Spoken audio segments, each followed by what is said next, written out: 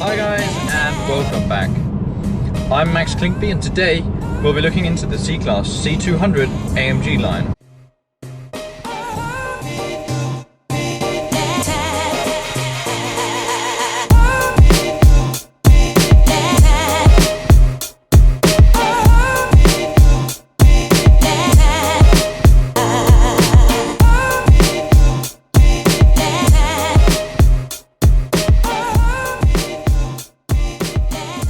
This car is the C200 AMG line from 2016.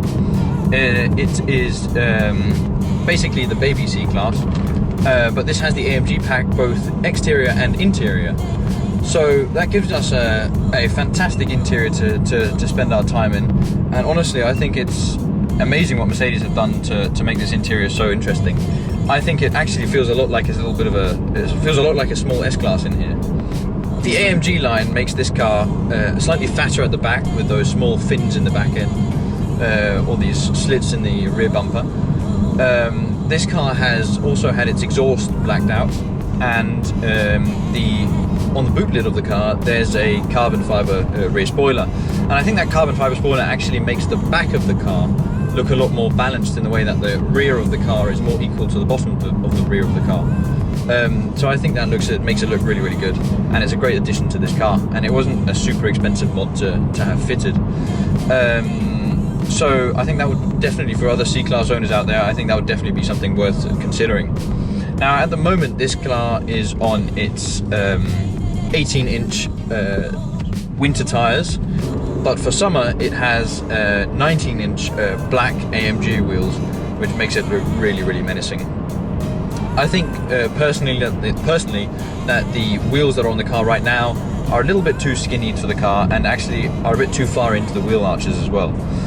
So those 19-inch wheels that are 255 wide make it look a lot more menacing. Other than the blacked out exhausts and the rear spoiler on this car, it's also had some of the front of it blacked out just to make it look a bit more mean, and I think it's a very subtle but a very nice difference. Now I know that the car is really, really dirty, and I'm very sorry for that, but the owner of this car hasn't had time to wash it, and I'm afraid this is a quick video because obviously the weather's getting worse during the evening today, so I wanted to make this very quick video now that I had the window of opportunity that we do, and I thought, well, you know, we'll have to put up with a dirty car. I'm sorry about that. So, other than the small subtle changes that this car has had done to it externally, it's actually had a chip as well. So it's been chipped from 184 horsepower and 300 Newton meters as standard, and it's been chipped to 236 horsepower it was measured at on a rolling road. So that's a significant increase in power, and actually makes this car pretty powerful. I think the power increase in this car actually even makes the sound of the car a lot better. So the car sounds much more meaty than it did when it actually wasn't chipped. So now with the slightly more powerful engine, although it's the same engine, of course, the 2-litre petrol engine, it sounds a lot better, and even on the upshifts it makes a small crackle, which I think is brilliant.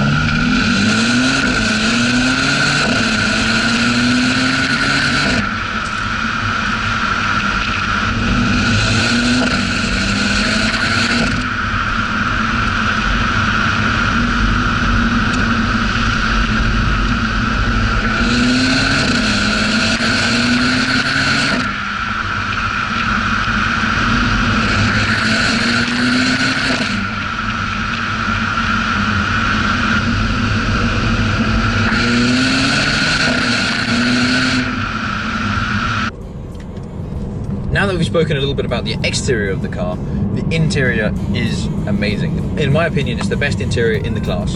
The Jaguar XE that we had a look at the other day was very, very nice, but I think it just isn't quite as good as this. It doesn't have the same feel of exclusivity as this does. It doesn't have the same, for example, the plastic that you touch up on the dashboard, it just doesn't feel quite as nice. The textures aren't quite as good.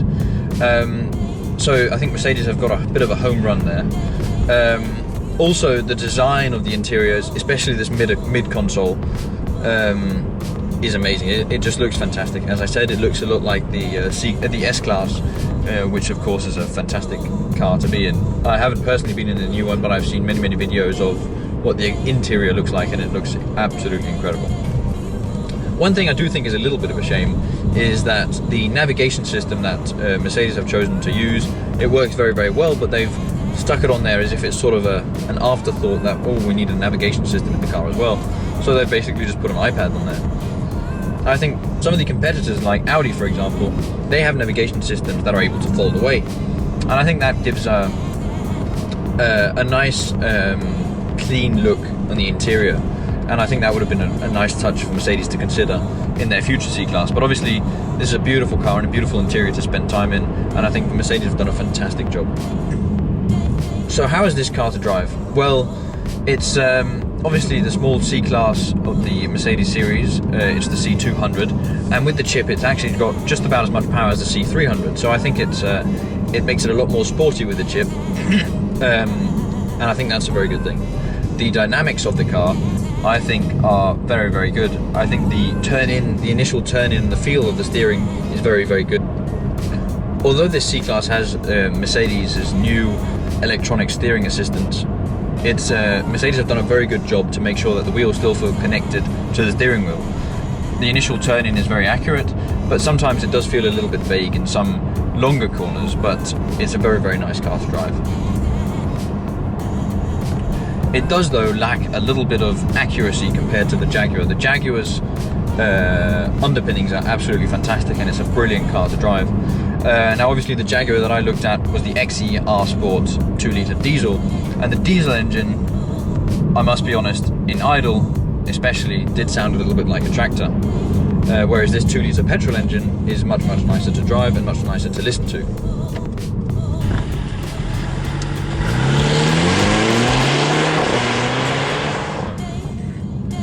Now, this car also has the automatic transmission, and although it's an older automatic transmission, it does have 7 gears. It's obviously not old, but it doesn't feel quite as quick as the ZF 8-speed gearbox that's in the Jaguar. But it is very nice to have the paddles on the steering wheel so that you can select whichever gear you want to. One thing that is a little bit of a shame is that for the crackles in the exhaust, you must be in Sport Plus mode. If you're in just Sport mode or Comfort mode, the exhaust won't make any sound on the upshifts. So I think that is a little bit of a shame, but obviously then you just leave it in Sport Plus. So after having spent a couple of hours in the car, it's very obviously a beautiful car to drive and a lovely car to spend time in. The interior is beautiful, the exterior is also very, very nice to look at. Is it a fun car or is it a family car? Well, again, this is definitely a family car, but it's also definitely a car, especially with the chip, that you can take out during the weekend and go for a nice drive-in. I think Mercedes have done a brilliant job, and yeah, I look forward to seeing which cars we get to review next. It will be very interesting. So make sure to stay tuned for more videos to come. Thanks for watching, and see you soon, guys. Bye.